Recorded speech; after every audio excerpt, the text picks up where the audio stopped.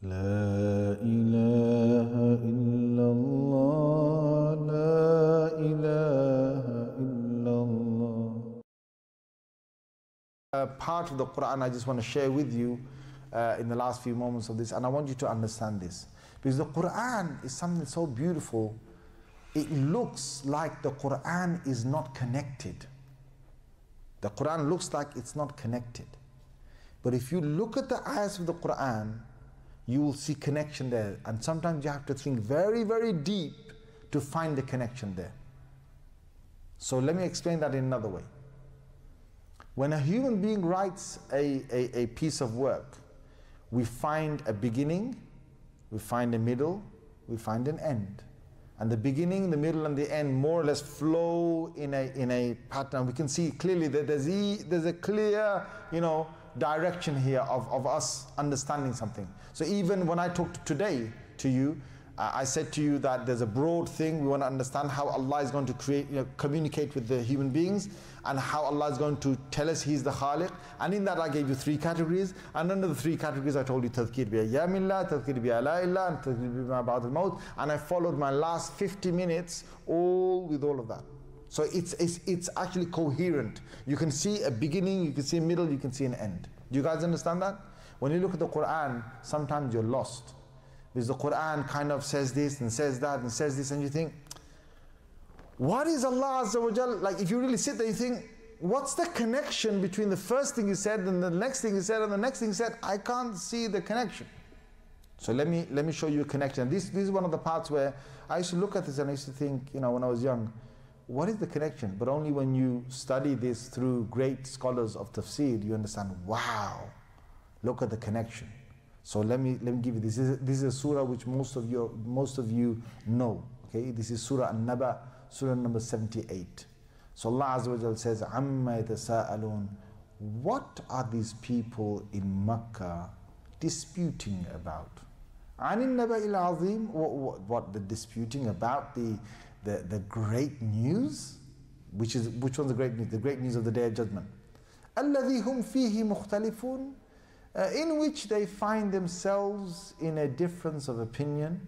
Kalla, no, sayalamun, they'll soon know about this. Thumma, well then again, kalla sayalamun, no, they'll soon know about this.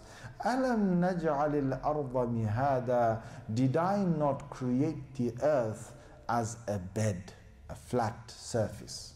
Now look at this, right? The first 5 ayats talk about people in Rasulullah sallallahu alaihi wasallam's time. They're disputing about the resurrection, they're disputing about the Day of Judgment, and they're saying, well, what? We're going to be brought back to life again? Are you serious? These are the first 5 verses.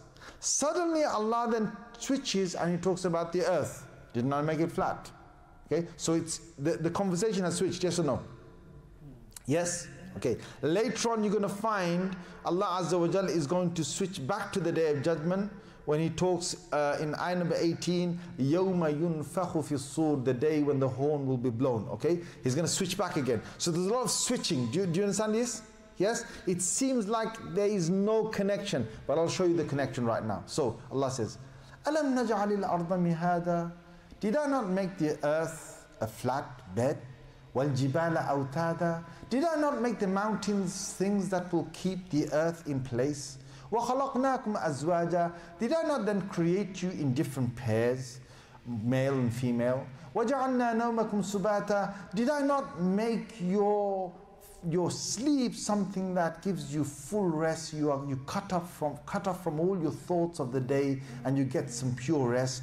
وَجَعَلْنَا اللَّيْلَ لِبَاسًا, and I made the night something that gives you a cover.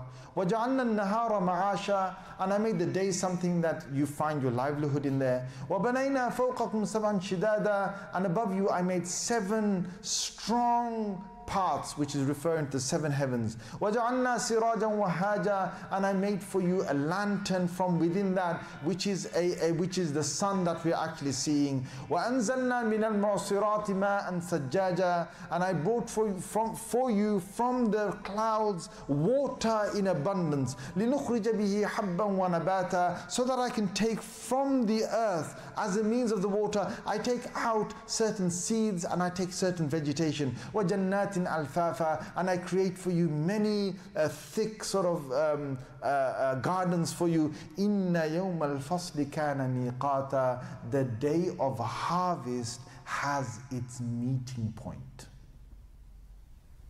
Did you hear all of that? First Allah talks about the people in Makkah al-Mukarramah. They were disputing about what? Come on. About the resurrection.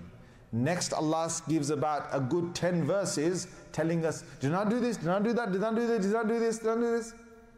And then suddenly Allah says, the meeting of the day, Yawm al-Fasl, the day when things will be separated, that meeting is coming. Now listen to this, because Allah switched the conversation again. يَوْمَ يُنْفَخُ فِي الصُّورِ فَتَأْتُونَ أَفْوَاجًا, the day when it will be blown in the horn and you will come in troops. وَفُتِحَتِ السَّمَاءُ فَكَانَتْ أَبْوَابًا, and the skies will open and there will be doors and gateways. وَسُيِّرَتِ الْجِبَالُ فَكَانَتْ سَرَابًا, and the mountains will be flying, and so on and so forth. Allah says, إِنَّ جَهَنَّمَ, and then He goes to Jahannam. Okay, now you're going to now think, well, hang on a minute.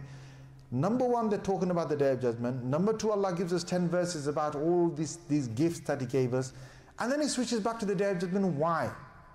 A deep Mufassir, Maulana Ahmad Ali Lahori, has given the connection to all these verses. And he says, just as the farmer will have the day, the sun, the land. So Allah first talked about the land, okay? Alam naj'al al-arda, made the land flat, please, okay? And the farmer needs his land to be stable. And the farmer will then need his rest. He comes to the farmland. He needs the ground to have night as well as day. And in the daytime, there's going to be sun shining on his ground. And in the daytime and nighttime, he's going to have rains that will fall onto his ground. And then the rains will bring up the crops and bring up the, from the seeds, it's going to bring up the vegetation that he needs. And the farmer will see many different flourishing greenness on his land. And he's going to be so happy. And in the end, what the farmer does is the farmer comes on the day of harvest and he's going to cut it to the stubble. He's going to separate the seeds or the whole stalk from the chaff. He's going to separate it. He will take it aside and then he will separate the seeds.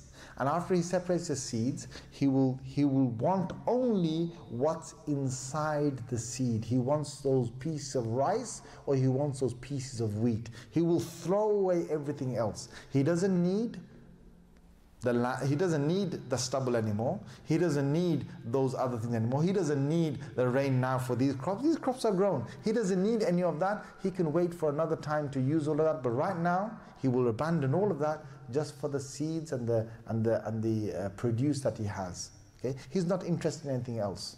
The same way Allah Azza wa Jal has created the human beings. For the human beings, He created the sun, the earth. He gave us all of these gifts. He gave us everything around us. He gave us the comforts. He gave us the animals. He gave us the food. He gave us the drink we need. He gave us the comfort on the earth. He gave us the night, the day. He gave us all of the things that we need to get our livelihood and to get rest and to get barakah and all of that. And in the end, when Allah takes the human being on the Day of Judgment, just like the farmer takes the whole, on the day of harvest, just as Allah has said here in ayah number 17, Inna yawm al-fasli kana miqata, the day of separation, the meeting is coming. Just as the farmer is waiting for the harvest day so he can separate everything from the seeds that he needs, Allah Azza wa Jal will separate the human from everything else. So He'll crush the mountains, He's going to break the sun, He's going to break the whole of this earth, He's going to break everything that He gave us, the whole night and day, the whole thing that He created around us for us. He's going to break all of that, crush it, and the only thing that He wants is the human, and He wants the jinns. He doesn't care about the other animals that are around us. They're all going to be turned to dust.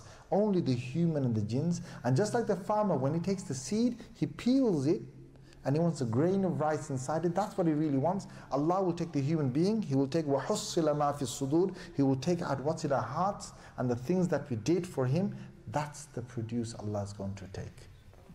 Now tell me, is it linked or is not linked? Tell me. Is it linked or not linked? This is the miracle of the Quran.